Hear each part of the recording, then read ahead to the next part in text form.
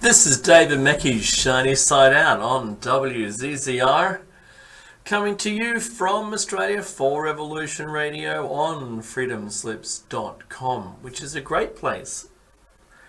It's home to fresh, unfiltered ideas and conversations in chat room, and it's also a great place to get your merchandise. So do get yourself a t-shirt or a mug. All the artwork was done by a mad painter, and it's fantastic. This is show number 550, which is 0, 50, and 500 in Mecky speak. Sadly, Mecky can't be with us today. I think he's actually overseas right now, and he's quite possibly at a Grand Prix. I'm not sure. We'll have to wait till he returns and tells us all about his travels.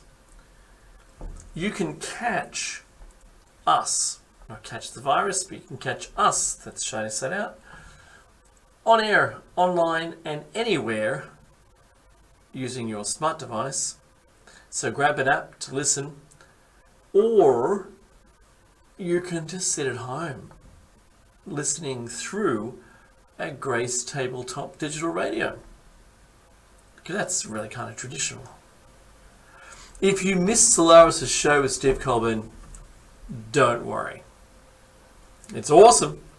She has great shows, always great guests, always great conversations, and it is the conversation that you tune in for. Now, the reason why I said it doesn't matter if you missed it, and that is simply because you can jump into the archives and you can download the show, which is great. And it comes in an MP3 format. It's kind of like a file list, like you're on Explorer, but it looks like it's Linux, but it isn't. It's the web. And you can download Solaris' shows, our shows, or any host shows, for that matter, or any shows of the same host, if they happen to be on more than one show. That's Mackie and I. Plato's Cave is the other one. We run twice a week, Tuesday and Thursdays, as well as Shiny Side Out on Sundays. Now, in Australia, we just hit daylight saving time.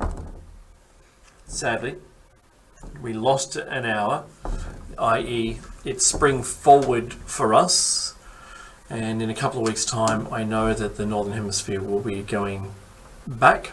Those of you who, I'm not going to say celebrate, don't you know, celebrate daylight saving, but if you are currently in a time-altered area, it'll return back, and therefore our show for you will change time.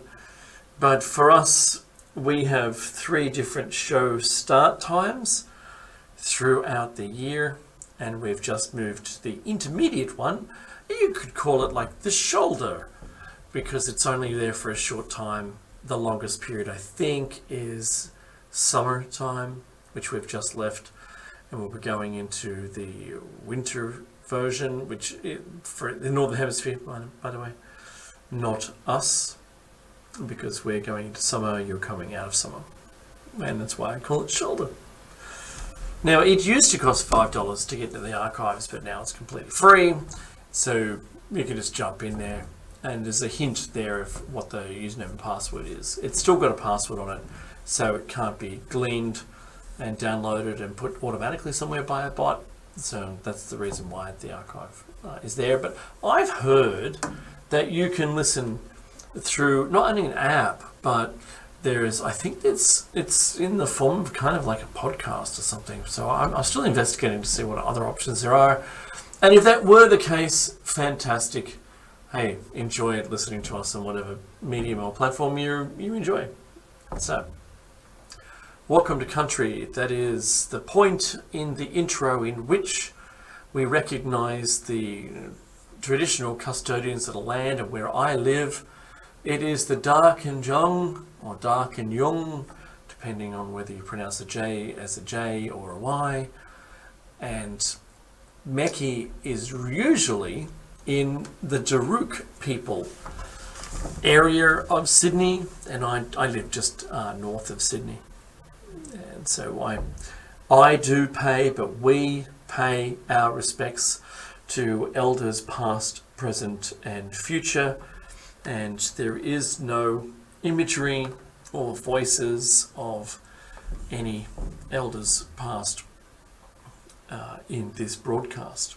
So it's safe. You need to be aware of that. And something you need to announce in Australia if you have an image of someone who's deceased. So I think that, it's important. And that is a traditional custodian of lands image of them, of an ancestor. Now, I wanted to start with this.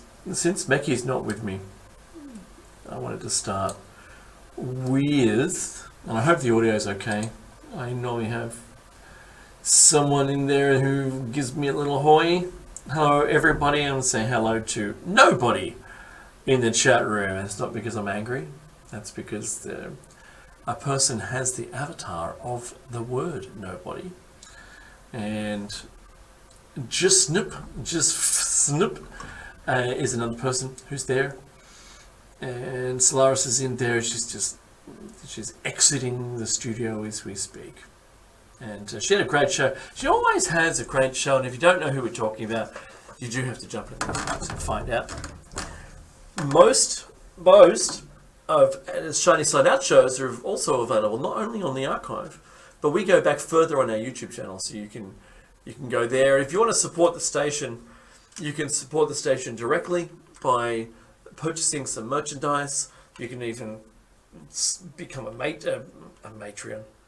That's not the right word. Patreon. You can become a Patreon and donate that way. I like the merch way of doing it. We used to have, a funded archives access, so you had to subscribe to the archives. That's no longer the thing. However, we're seeing, YouTube. I know one time, just as an aside, one time that we lost most of our archives was when they were going directly to YouTube, and some hosts were a little controversial for YouTube, and there was a lot of arguments back and forth between the owner of Freedom Slips and YouTube, and saying, well, we're not contravening any rules to say these words, and then suddenly the whole thing was deleted and we lost everything. We know that YouTube has deleted stuff of ours just because we mentioned a date. It was to do with the storming of the Capitol building. I won't even mention the date.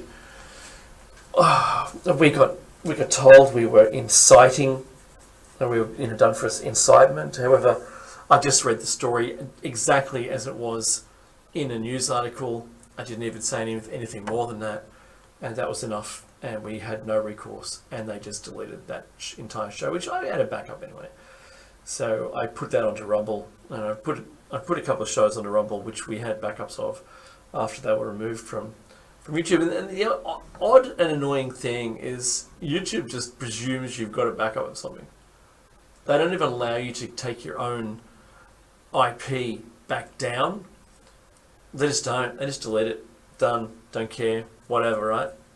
They could just simply put it into private mode so only you can see it, and then you can have a discussion. But nope, they didn't do that. No.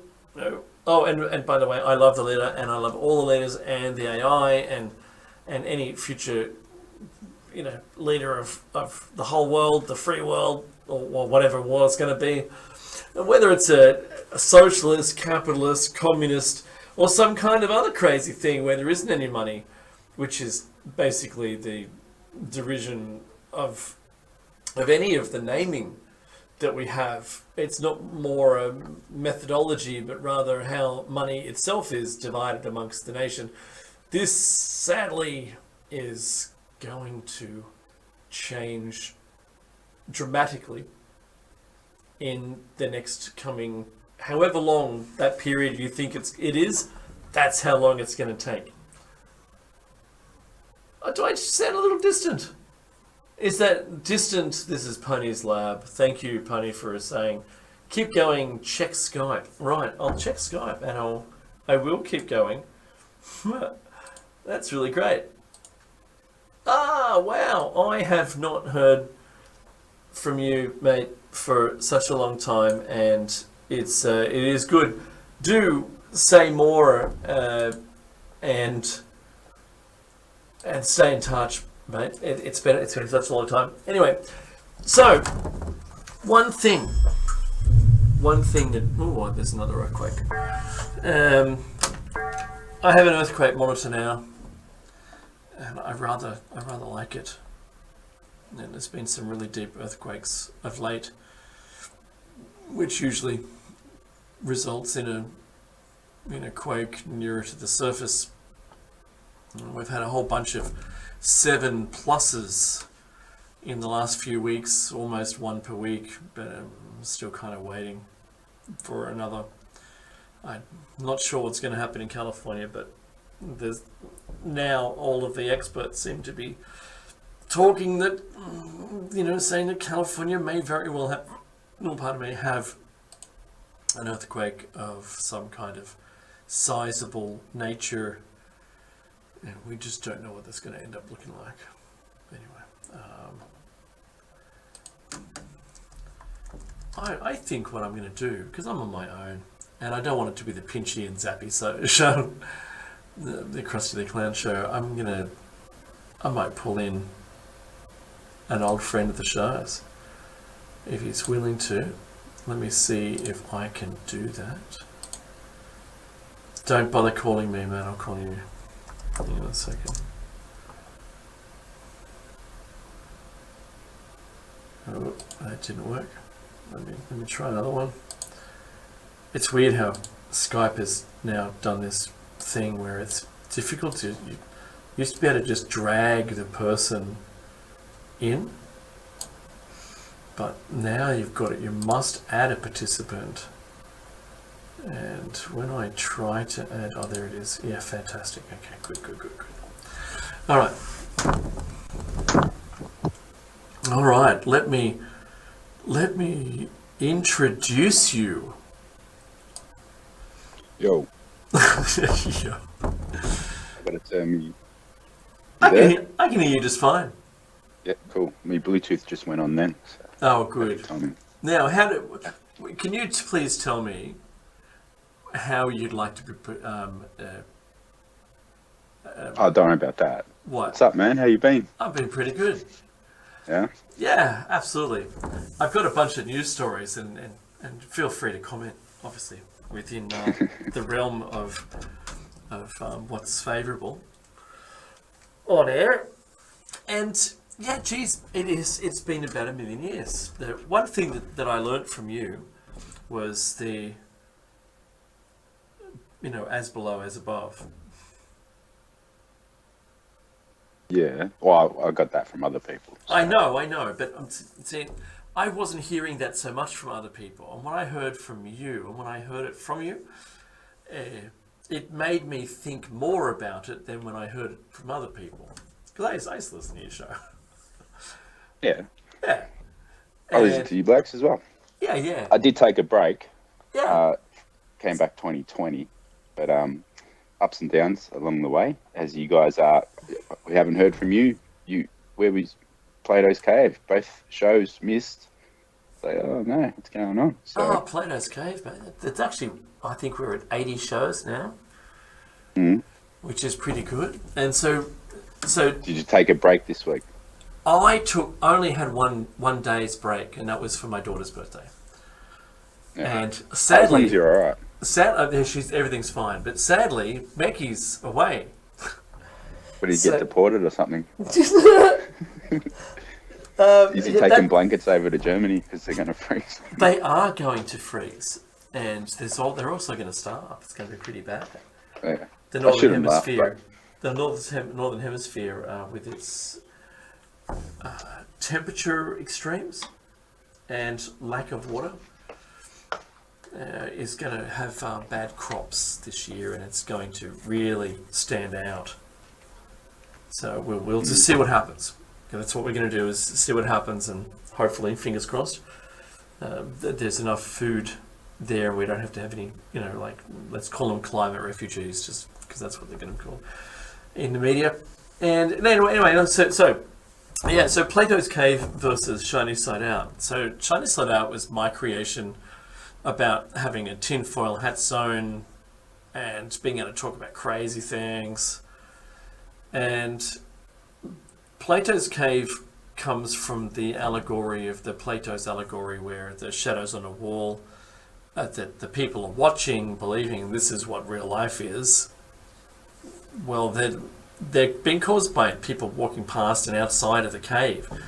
And when one person goes out and discovers what they are and comes in and says, well, no, you got to look, you just look outside. Oh, no, we're not looking outside. I mean, this is where, pointing at the shadows on the wall. This is what we're going to watch. We're watching this, and we've always liked to watch this. And he goes, but no, the real thing, actual things are happening that causes those shadows. Don't care, and they got so angry they killed him. That whole allegory is so perfect, because what do we do? What are we doing? We look at the media and you see a whole bunch of news stories and you go, well, what's behind those? What is the actual thing that's causing that to occur? And what message aren't we being told? And that, I think that works really well. So that show, so Plato's Cave is designed around being able to analyze what is in the media and then propose why. We're not going to have to be right, but we tend to try to be as much as we can. But yeah, that's what it's about. So Shiny Side Out is the tinfoil hat style, but it's kind of evolved into like a half news and then half show cycle. And this week we're doing 9/11, 21 years later. This is part 2 of that. They're coming up in the second hour, yeah. Ooh. Mm. But it's been a million years, man. I haven't spoken to you for so long. Well, you're one of the first blokes I spoke to on air. It was you and Tones. You guys were talking. I miss Tones, man. It was an early version of the round table. Yes. Like real early, primordial. Primordial. It was literally, it was still soup. Rocked up. Yeah, I rocked up from the Delta Quadrant. I was chasing Comet Allen and Terrell 03 was the name that brought me here. Terrell, yes. Because I wanted to hear about that comet. Yeah, the and heavy mass object. As I kept on listening, as I kept on, that's when I heard you guys, and I called in, and I instantly went straight to 9/11. Instantly. It was back in 2011. Gee, that's been such a long time. I haven't heard much from Terrell. I don't know what he's doing or where he's at the moment. I think he's still in a cave down south somewhere. Oh, yeah. And, yeah. And here we are.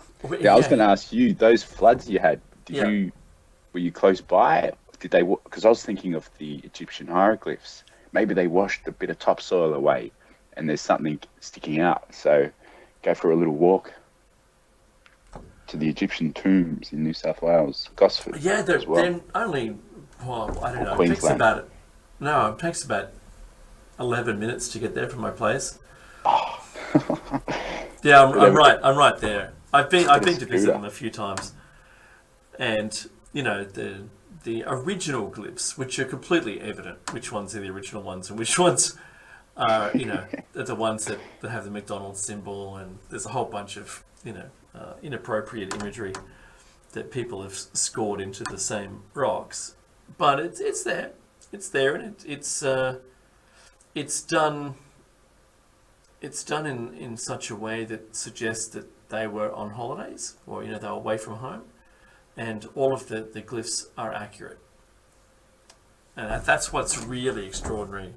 And the tale is the brothers came here and one of them died of a snake bite, and this is kind of where he was buried, and it happens to be the exact location of the most significant locally.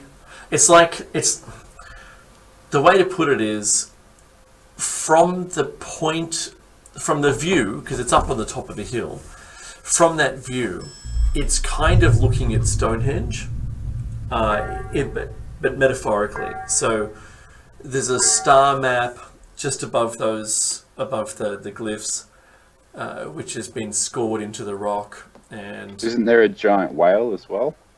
there's a ton of things. So the waterway and the points of interest around the water, so like their little peaks and things like that, are all very significant. And the star map, when that lines up, when where the stars are at like a certain time of year, that's when their ceremonies would take place. But it was all to indicate something. And there's also an arrow there that points to Mount Yengo. And Mount Yengo is where Biami and his 3 sons landed from space and started humanity. And that's just extraordinary. And he took steps from one place to another, and all of that is indicated up at Space Rock, which isn't very far. It's like about 40 k's from my house. And that's the origin of what's called the message stick. So throughout Australia, all of the traditional custodians of the land, the Aboriginals, have a thing called the message stick, and its origin for disseminating information comes from Mount Yengo, because that's the origin place. And so it's extraordinary. One of the things that we were attempting to do for the ascension, which we discovered, was to take. I was going to go there. I was going to go to Uluru and take the message stick on behalf of the traditional custodians of the land with the message, and take that to Uluru. And the whole thing fell apart. Couldn't end up doing it, and the ascension thing still occurred anyway. It was pretty good, but the ascension ceremony was the point in time that even the Native Americans spoke about, when I think the 4 lands information combines, and the signs, we did a show on that as well, which we learnt after. We didn't even know at the time. And look, there's something really, really tremendous about what we've not been aware of. I think once you understand that all of the stories around the world were more likely to be true of, one, there was a huge flood, and it was probably impact driven, probably. And their stories kind of line up depending on where you were, the severity of the the tsunami, or the water, or the rains, because if it hit the ocean, it would have created, 20. One of the impact craters is beneath the sea between Australia and Africa, and there's a crater on the sea floor which is 28 miles across. So if that hit there, you can imagine it would have been a tsunami like there's no tomorrow, right? With a 28-mile gap of vaporized water, and that would have had like rain like we've never seen, as that moved, that blob of moisture filled air, circulated the planet. There would have been such a bad time from that. But if you're up in India with the trajectory of the impactor, it would have rained water and fire. It's what would have happened. So, and that's what their story tells, but no one else has water and fire in their stories. So yeah, look, there's something to all of it. There's a little bit of nugget of truth in their handed down stories. Very little change, which is what we've found the most interesting. But you've been following the news, yeah? I suppose. Here and there. Here and there. Yeah, little bits. Yeah.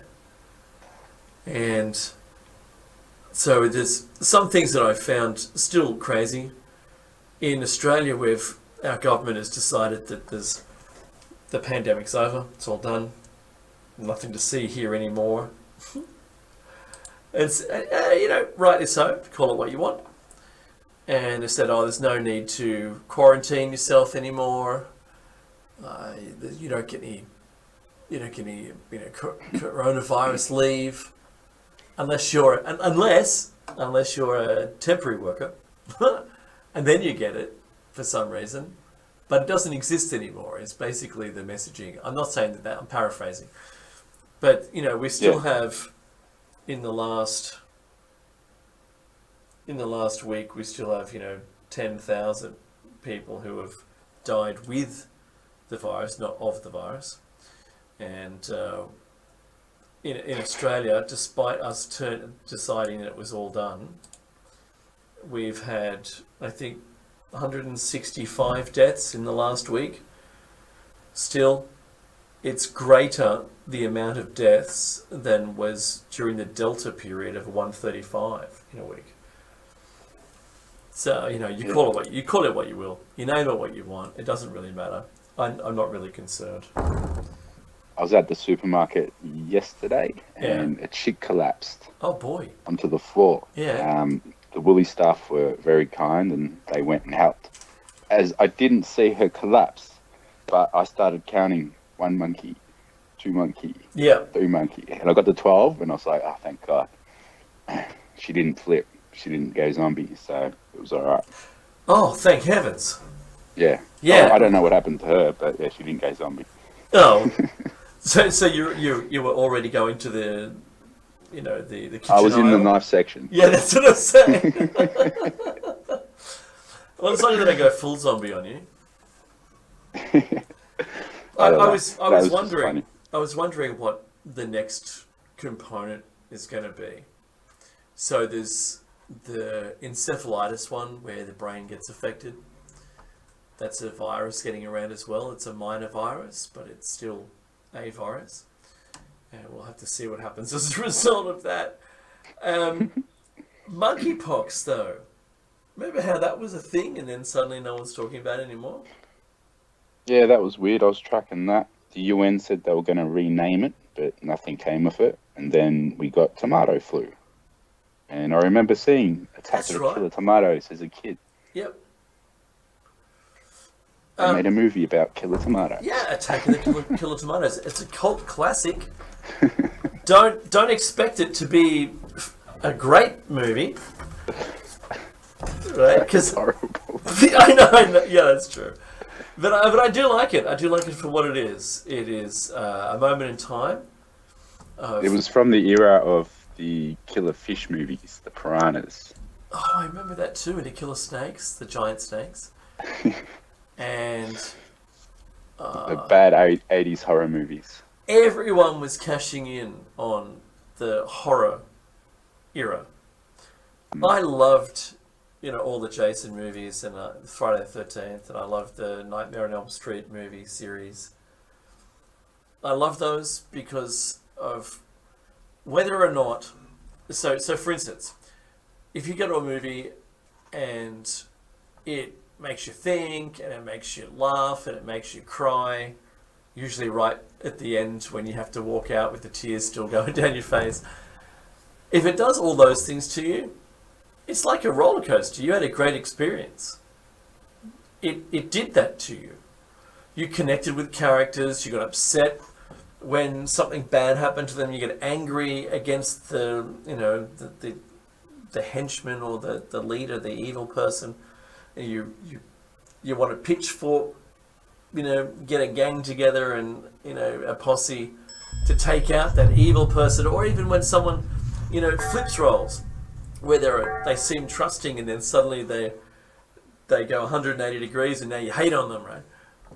They're all really good emotions to feel. And if you go there and you've been exposed to those because the director and the storyline, and they've edited it together, and it's such a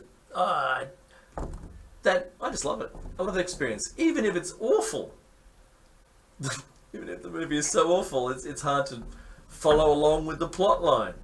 if the characters aren't established well enough, if the script is awful, if, even worse, not just the editing, but the acting is terrible, or the special effects are so bad that, hello special effects, we can see your hand, right?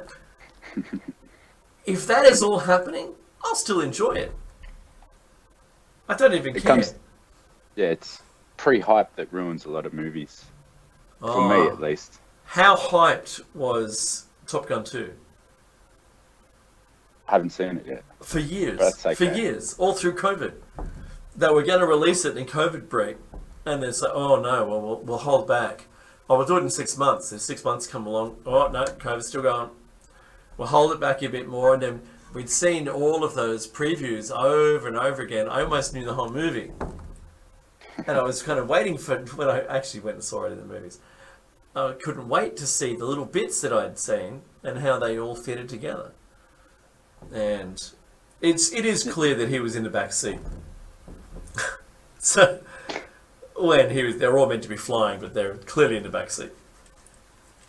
Because you can tell by the canopy and what's not behind them. If there was someone behind them, you would have seen that there's a further canopy going back past their seat, but that wasn't the case. Anyway, Boom. there is a movie though I have not seen. What's that? Titanic. Oh, yeah, I haven't seen that either. Yeah. Did you see? What's it called? In Hawaii, the one with the bombing of the Japanese bombing of the American. Oh, ships. Ben Affleck's Pearl Harbor. Pearl Harbor. No, I haven't seen that either. Oh, don't. So I told my kids. Well, that just came out before 9/11, as if to set a reminder for people. What do we do when we're attacked? Have you seen Pearl Harbor? Well, it just came out, so. Yeah, 90 It's minutes. a little reminder. 90 minutes of a story that I was totally not connected with at all. To watch the last, I don't know, no spoiler alert. You all know what happens in Pearl Harbor. But to see Tell us. the aircraft come through and bomb stuff, they should have. I would watch a slow motion 90 minutes of that whole sequence that only lasted 3 minutes. I would watch a 90-minute slow motion version of that. Well, we got ours coming up. What else? One of our, what got us into the war. Oh, what's that? Bali. Oh, the Barney Bomb. Our yes. anniversary. Ah, That's what. Well, it made me get really angry at the time. I didn't know any better, and I signed up for the army. Now, for some reason, Did you? the paperwork didn't go through. oh, And so 2 weeks later, Yeah. that anger had died away, and I was still working at the factory. But yeah. thank God. Probably, maybe I should have gone, but I don't know. Looking back, but no, that's the whole point of that. Like Pearl Harbor, a million men signed up for the war straight after it happened. So it Yes. emotionally affected people, and that Bali bombing emotionally affected me to want to go kill other people in other countries for no reason at all, other than revenge and anger. Well, yeah, it'll do that. It's a Yes. motivator. It's a motivator. Just like that. I forget what it was called. The one that was designed by the CIA, where they were going to have basketball players in a plane and crash into an American monument. That was their plan, to try and get people to attack Cuba. They Basketball players, Northwoods. Is that Operation Northwood? Was it? I think it's called that, but I don't remember basketball players. Yeah, no. Unless it was the Cuban ones. Yeah, they were meant to be Cuban basketball players, I believe, that were on board, and it was meant to be hijacked and run in and crash into an American monument. Hmm. That's what the whole thing was meant to be. It didn't. It was all fictitious. It was a plan, but they Yeah. it 1962. yeah, it didn't Oh, take please. part. Yeah, but it showed how the agencies think, Yeah. which I think That's what was the scares most me about this current guy at the top of America's thing, where you've got 2 suitcases. One's got a red button, and one's got your history in it, your true history, Yeah, which What do you think he'll push or take? Do you want us to open this one or this one? Yeah, Push the oops, button. that's got my laundry list in it. Oops, where's the one with the button? I forgot. Oh, I must have taken a laundrette. Yeah. So yeah, completely. There's such a lot of rhetoric at the moment where, to me, and this is my friends as well, because we're watching the media, yeah, and the media is portraying this single step. Every day there's a step that gets us a little closer, and a little closer still, and yet further still closer to an outcome. Whereas, if you watch the whole thing from a greater distance above it, you kind of get to see what's happening. And Yeah, if they've planned it a decade in advance, Yeah. or 100, they've got to, okay, in this week is our power week, yeah, that are the events take place. It's not going to happen straight away again, because the plan dictates that, these events are well managed. So everyone needs a break within that world too. So even John Wick needs to sleep. yeah. You don't see him go to the toilet though. It's like the Brady Kill Bunch. my dog. It's like the Brady Bunch. You don't see that there's no toilet in the house. You know that, right? No, I don't know that, Dave. No, the Brady Bunch, when they filmed the show, it was clear it was a set, but there wasn't a toilet room. There was no room with a toilet. No in upstairs, downstairs one? It. No. Huh? They had a bathroom, but there was no toilet. And so the whole time the series ran, there was never a flushing of a toilet. There was never discussion of going to the toilet or going to the Yeah, bathroom. they're going to rename it because all the transgender. They're just going to call it the Bradley family. Oh. No, I'm joking, but No, that's very Brad. funny. So yeah. Anyway, just want to. That's so funny. I just want to say that the monkeypox thing has fallen off the radar. Yep. And yeah, there was I had a graph here. Here I've got a graph on screen. So if you're watching this on YouTube, you can see it. And basically, from July 8th all the way to September 24th, we're now at the same global numbers as when it was first discovered, and it's come and gone pretty much. It's almost at the end, and it rose up, and it's like almost like a sine wave, and it's come back down again. And really, while it's still spreading, I think it's just lost interest, since it doesn't kill you at the moment. You know what I mean? It's like, don't worry about it. Interest. Yeah. Well, people don't want to hear about coronavirus anymore. You don't hear that in the news. No one talks about it. No one even cares. Unless the government is announcing something, like our government today announced, there's no more, we just don't have any more effort. There's no money, there's no effort. It doesn't matter, right? Next. What's the next thing on the list? I don't know. So, it's the hack attack from Optus. Yeah, I've got a story about that one. That will lead to digital identities. Go for the story. Yeah. So I've got this Bill Shorten, Claire O'Neill blast Optus over hack responses government considers Australian cybersecurity reform. So this is, remember, never waste a good opportunity. And so what they've done, what they want to do is nationally, they want to introduce reforms into cybersecurity. Now, half of this comes from the government's request that metadata, so that is any data they can collect on you, they will collect on you from a telecommunications perspective, and that collection is supposed to be collected by the actual, the ISP or the phone provider. They're meant to collect that and keep it for 5 years, and it's mandatory they do that. And then the option is that it can be sent to the government for them to keep for longer. They said initially only 5 years, but some of that data that was in there was from 10 years ago in an unsecured, we call it blob data, in the cloud. That's where it was. It was just accessible by IP address, and you could just download the file, is what the guy did apparently. That's what he said he did. Crazy. So it had driver's licenses, passport numbers, there, all your personal details, credit card numbers. It was nuts. You only need like 3 points of identity and you can create a bank account or get a loan.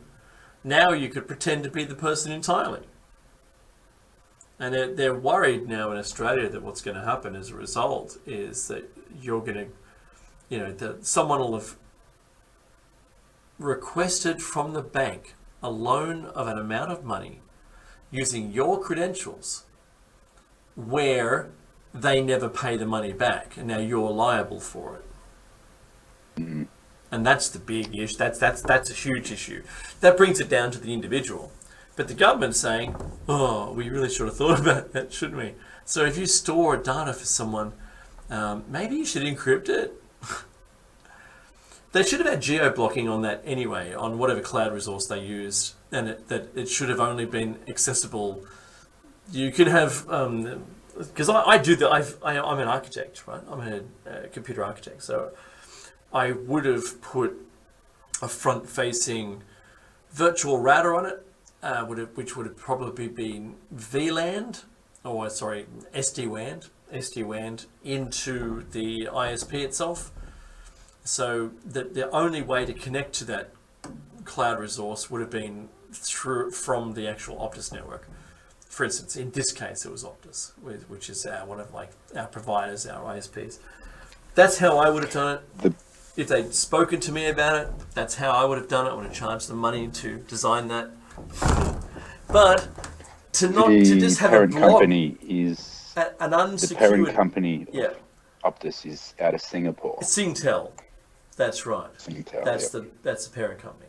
So no one questioned the location of that data. That's all. So if you work with a government agency, for instance, they have a requirement that any files you have are stored, if it's in Azure, for instance, their Microsoft cloud, then you have to have it wholly within Australia, and there's a compartment for doing that in Australian cloud resources for Microsoft. AWS, same deal. Anywhere you have anything to do with government, yes, absolutely, that's a requirement, but private industry doesn't have that requirement, so they kind of end up just doing whatever they want, whatever's cheapest, and just having a blob storage somewhere, which blob just means it's an ever-growing, kind of like a balloon of data. Structured data would be that it was an actual database on its own, but this guy said it was a single file. And it's probably been thrown there. I don't know if it was live data, that hasn't been explained. And it's really annoying that the Optus now have to pay for people to change their license number. If that's not doable, then they're issued a brand new license where the license number stays the same, but the license card or license number actually changes. So, like the Medicare card Sounds like they're testing. It does sound like they're getting this ready for the digital identity and digital currency. Yeah, get this small pocket of people to do it, see how it flows and goes, and then boom, everybody. Yeah, exactly right. But see, I still think what's going to happen as a result anyway is that we'll end up with a digital currency. They spoke about it in Parliament already. Most countries are all on board with the WEF's Great Reset, and part of that is to push 100% for determining a local or a sovereign digital currency, and then a regional digital currency or global, depending on who you are. So BRICS, which is the China one, has China, Russia, North Korea, Iran, and surprisingly, India has all bought into BRICS. Now, the rest of the planet is open to what comes next and is kind of forming an allegiance together against BRICS. And all the countries who are in BRICS, I'm not going to say openly, I'm going to say this correctly, seem to be banding together like you're calling teams. Remember, when I was a kid, you either played, you had two people that were nominated to be team leaders, and then they would alternately pick someone from the group to be on their team. Yeah, do you remember that as a kid? Yeah, it's like draft picks. Yeah, draft picks. So, maybe one team had to go skins, which means you just took your top off, and the other team had the tops on, so you could tell who was who, but you knew who was on which team. You just did. So right now I'm seeing this pick going on, and people are choosing. It's polarizing the planet. Everyone who's donating towards the Ukraine is a non-BRICS member. And I think that's the actual division. They seem to be the producing countries over the Commonwealth, which just steal all the wealth. Yeah, there's a lot to say. There's a lot to say about the British Empire. Yeah. But then one of the guy they hired for Australia CBDC, he's an ex-Ripple employer or CEO of Ripple, the company who's behind XRP. So they got their tentacles in most of the banks around the world. I don't know if they're actually going to do a separate thing with those BRICS countries if they get their own sort of crypto version, and then we have a sort of Coke versus Pepsi aspect, where you get to choose, but it's all still headquartered by the same secret super group. So I don't know. Oh yeah, that's a good point. Ripple is one to watch. Yeah, okay, that's good to know. Just one more bit of information, but the American money has a signature on it. It might have a couple actually, and one of them is called Rosa Rios. She's a real person.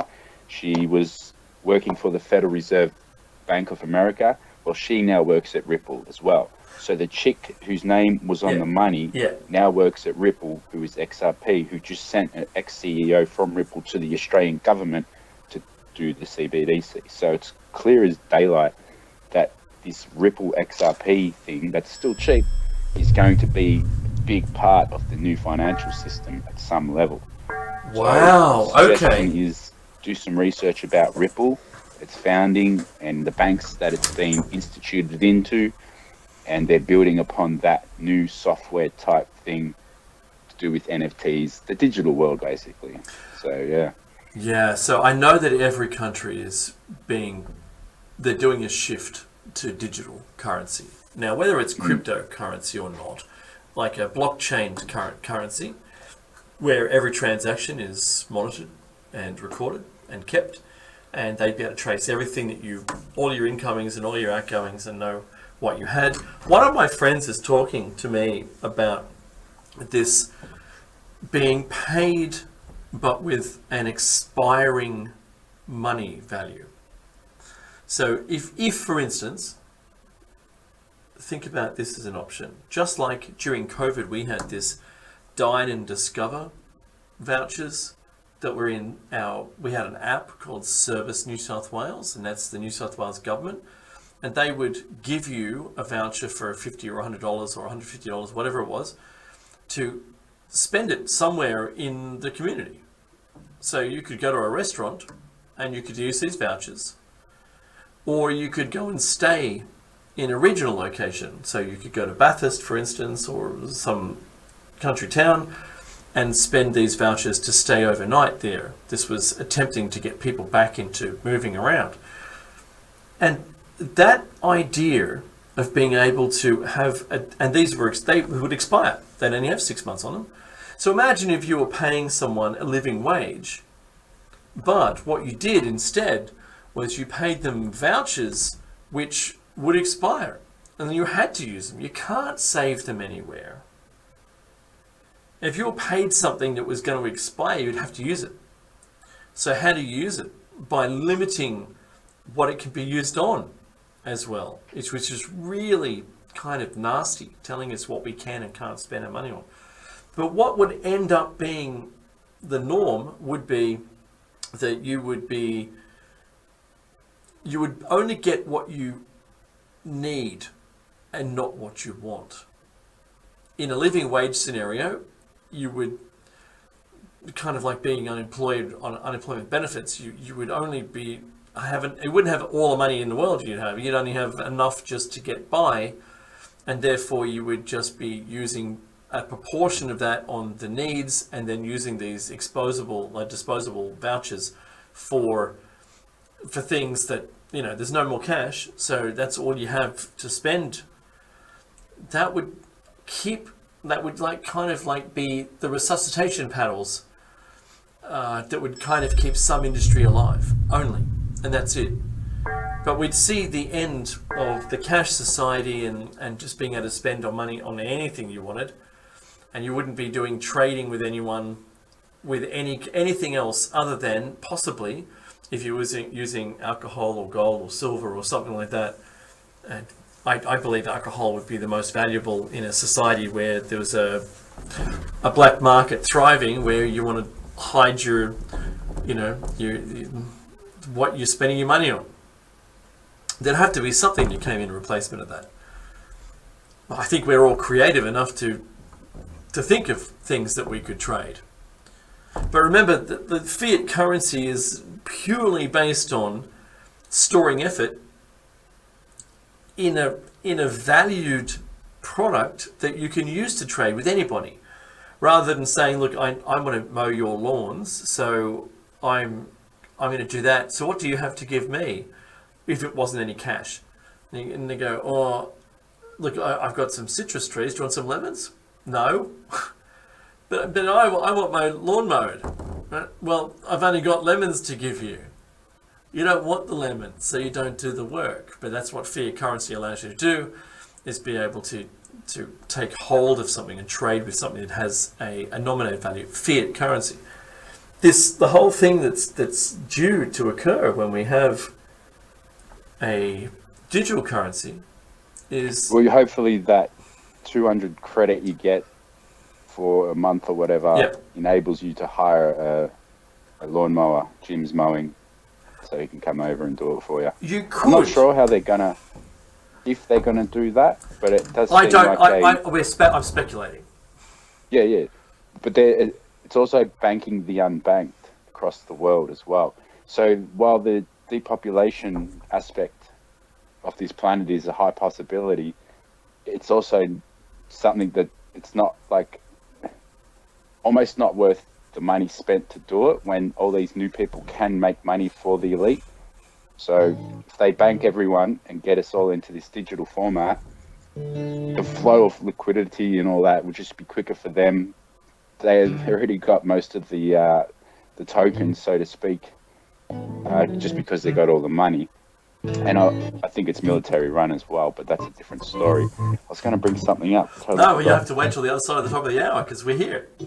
We're going into a break, so we're going to see you on the other side of the break. And hey, can you stay with us? I hope you can. And Revolution Radio at freedomslips.com. Right back after this message.